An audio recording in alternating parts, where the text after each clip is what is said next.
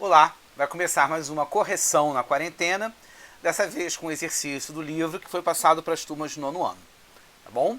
Então, como aquele esquema em que eu vou ficar explicando um pouco as perguntas e se por acaso você ainda estiver inseguro se sua resposta está certa ou errada, ou você precisar que eu te passe uma resposta escrita completa, redigida, é só deixar nos comentários desse vídeo a sua dúvida que eu respondo para você, tá bom?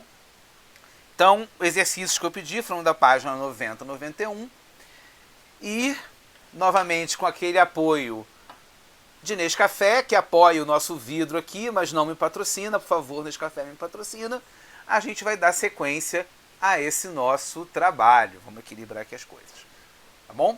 Então, vamos lá. Na questão 1, de questão bem, assim, fútil, vamos dizer, bem pouco importante, mas curiosinho. De que forma o conhecimento do relevo e da hidrografia no continente europeu influenciou no passado a localização dos castelos e das cidades? Então, na verdade, uma das coisas que é fundamental para a construção das cidades é você ter ou um rio, né, que passe para fornecer água para abastecer aquela cidade e para que a cidade cresça. Então a gente tem Paris, tem o rio Sena, tem Londres, tem o rio Tâmisa, tem Viena, tem o rio Danúbio, tem Roma, tem o rio Tevere, perdão. Então a gente tem sempre uma cidade associada a um rio que forneça água ou a uma enseada, alguma reentrância no relevo. Então, por exemplo, Portugal está na foz do rio Tejo. Porto está na foz do rio Douro. Gênova está na enseada de Gênova. Então a gente vai ter isso também favorecendo a construção de cidades. E castelos são, em geral, em elevações naturais. Sempre que você tem um morro, uma colina mais alta, isso favorece a posição de um castelo ou de qualquer outra fortificação. Lembrando que castelo não é castelo de Cinderela. Castelo medieval, sobretudo, é um forte, é uma fortaleza, mais do que um palácio, pura e simplesmente. Bom, 2.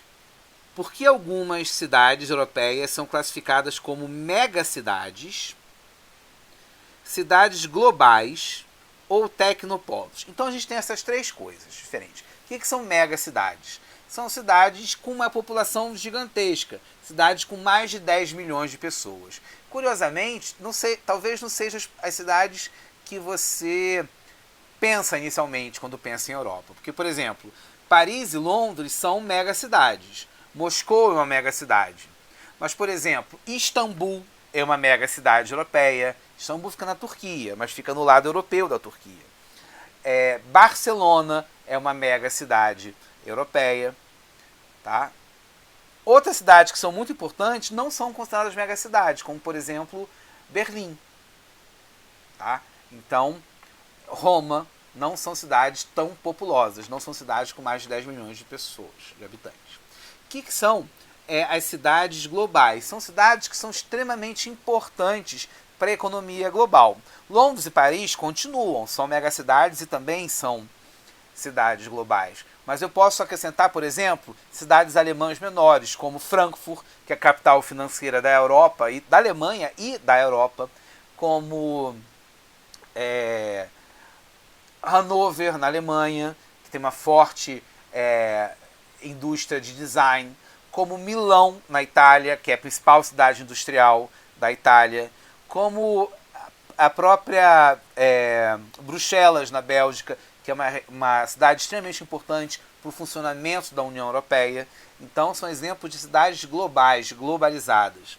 E, por fim, tecnopolos são algumas cidades que funcionam como grandes polos tecnológicos. Estocolmo, na Suécia, é um grande polo tecnológico. Toulouse, na França, é um grande polo tecnológico. E, claro, cidades como Londres e Paris também são grandes polos tecnológicos, além de serem megacidades, além de serem cidades globais. Tá bom? Questão 3, fotozinha, Paris, Torre Eiffel, Rio Sena. Né? Então, identifique o Rio e a cidade, Paris, Rio Sena. B, Qual o uso do rio? A gente tem os barcos aqui, então a gente pode dizer que o uso é transporte, navegação. Embora essa navegação seja sobretudo turística, seja sobretudo barcos de passeio, né, passeios românticos pelo Rio Sena e tal. Então a gente pode dizer que o uso é navegação, ou navegação turística. E na questão C, observe a ocupação das margens desse rio. Elabore hipóteses. Eu adoro quando as perguntas são assim, né, meio pernósticas, assim, elabore hipóteses. Em vez de perguntar o que você acha que, né, elabore hipóteses, mas enfim. Elabore hipóteses dos usos econômicos desse rio para a cidade e para o país em que ele se encontra. Então, para que você acha que serve o rio Sena? Se é o rio que corta a principal cidade da França, que é Paris, a cidade mais visitada do mundo, o maior destino turístico do planeta. Então, o rio serve como uma atração turística, serve como uma área de lazer, né, parques à margem dos rios. Obviamente, a área à margem do rio é uma área que vai ser mais valorizada, né? Então, o custo da terra nas margens do rio é mais valorizado. Assim como acontece com Londres, às margens do rio Tâmisa, né? Então, isso é o que é assim que o rio vai influenciar na cidade. Questão 4 é uma questão sobre a população da Europa, e a gente observa nesse gráfico, da União Europeia no caso, e a gente observa nesse gráfico que há uma redução entre pessoas de 0 a 14 anos, há uma leve redução entre pessoas de 15 a 64, que é ótimo, né? Eles juntaram várias faixas etárias nessa mistureba aqui, por isso que é tão alto, repara só. E já nos idosos com mais de 65 há um aumento, né? Ou seja, aumentando o número de idosos, diminuindo o número de jovens e de adultos.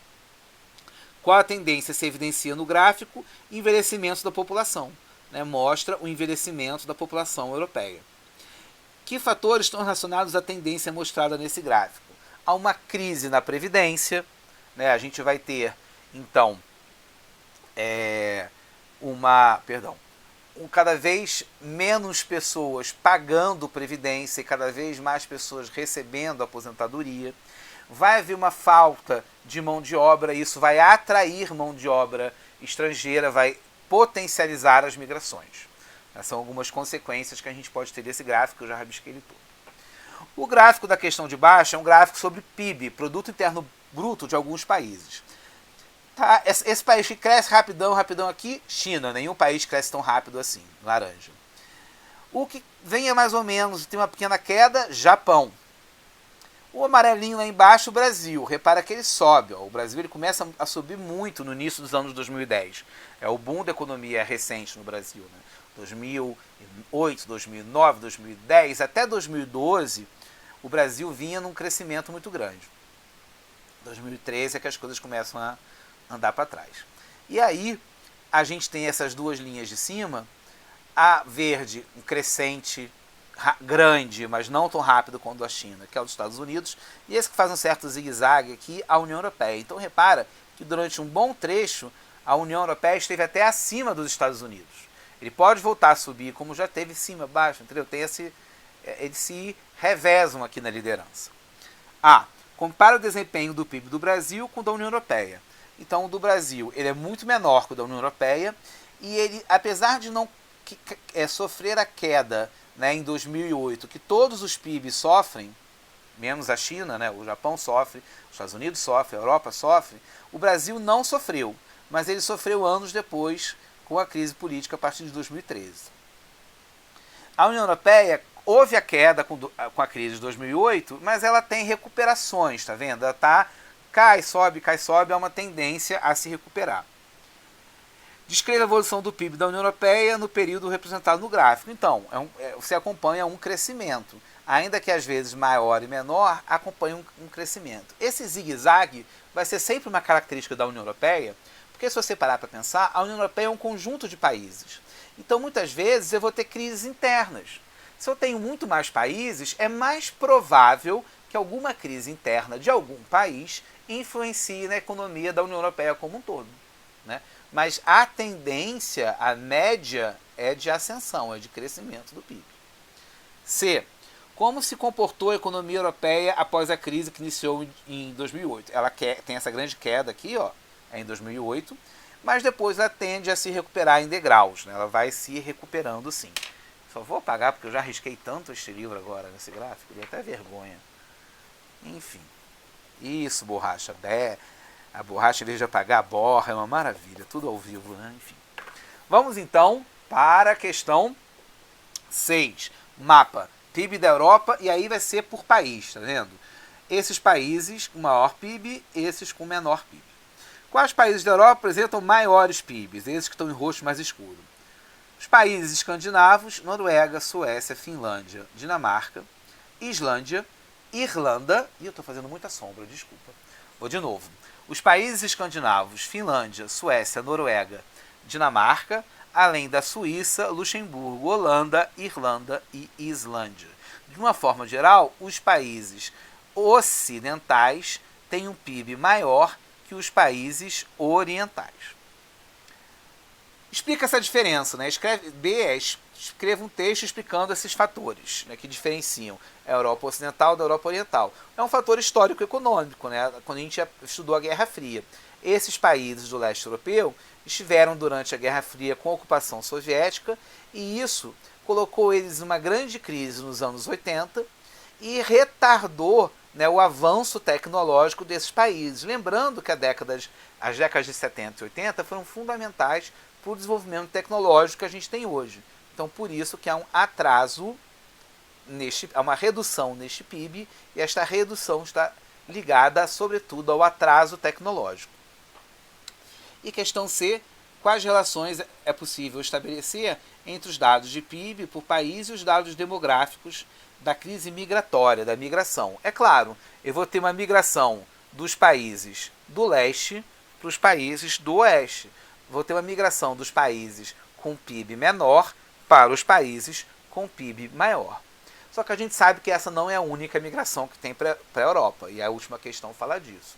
Mas repara, se eu tenho toda essa migração aqui de árabes, de pessoas do Oriente Médio, do norte da África, indo para a Europa, isso se intensifica mais quando eu somo com essa migração. E repara, para o cidadão alemão, para o cidadão italiano, para o cidadão britânico, ele vai lidar com imigrantes vindo do leste europeu e imigrantes vindo do Oriente Médio e da África. Olha que curioso, a principal justificativa para a xenofobia com imigrantes é que eles estão roubando os empregos. Mas é curioso, porque os empregos que britânicos não pegam, às vezes são pegos por portugueses, russos, poloneses, e não pelos árabes e muçulmanos, né? Mas quando se direciona a xenofobia e a perseguição, ela não é direcionada não é tão direcionada ao pessoal do leste europeu, é mais direcionada aos árabes, porque existe um componente de racismo muito grande ligado à xenofobia, a gente não pode se esquecer disso, tá bom? Questão 7.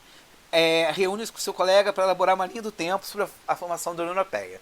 Na verdade, linha do tempo é pouco, né? Eu elaborei logo um funk da Anitta. Tá lá no vídeo, você já deve ter visto.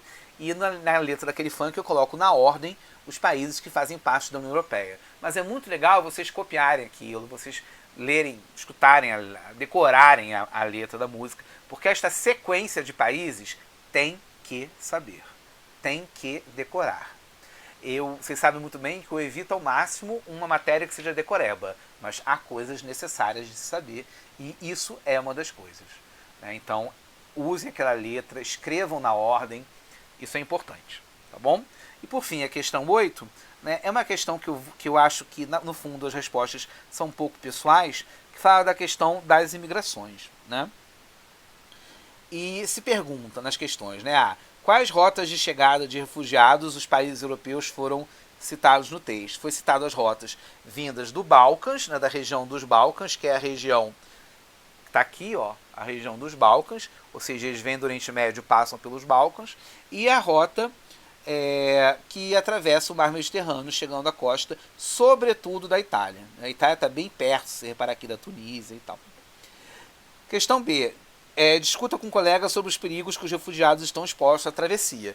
Vocês já devem ter visto aquelas imagens de pessoas afogadas, de crianças afogadas tentando fazer essa travessia.